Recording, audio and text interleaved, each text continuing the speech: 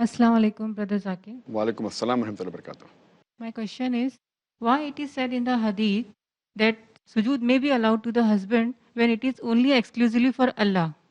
Sister, the question that sujood may be allowed to the husband even though it's exclusive for Allah. I mean, sister, hadith you're quoting is wrong. The hadith of the Prophet ﷺ, that if sajda would be allowed to anyone besides Allah, then I would have asked you to prostrate to do sajda to your husband. That is the right hadith.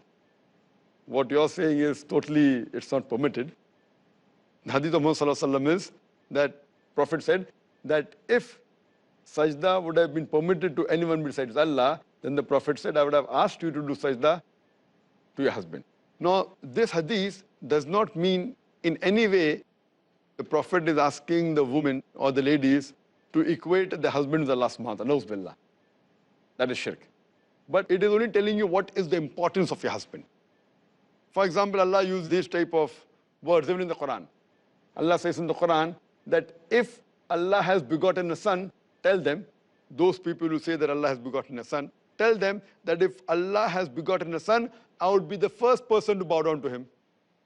That doesn't mean that Allah has a son and you should bow down. The question of Allah having a son does not arise only. So there's no question of bowing down. If Allah has a son, I would have been the first person to bow down. Similarly, bowing to anyone besides Allah subhanahu wa ta'ala does not exist.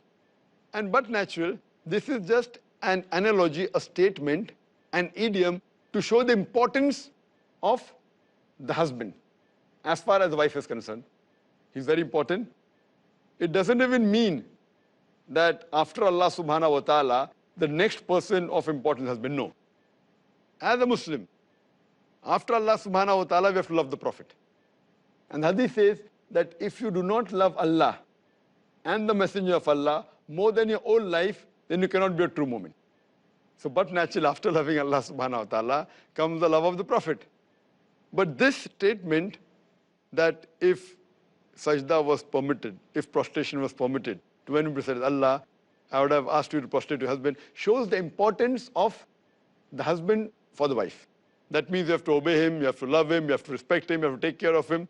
As long as he does not go against the commandment of Allah and His Rasul, you have to obey him and follow him. This is just a way of expression, how it is said. And same way, there are hadith on the vice versa, that the best mu'min is a person who's best to his family, especially the wife. So it's a two-way traffic, it's not a one-way traffic. Hope that answers the question.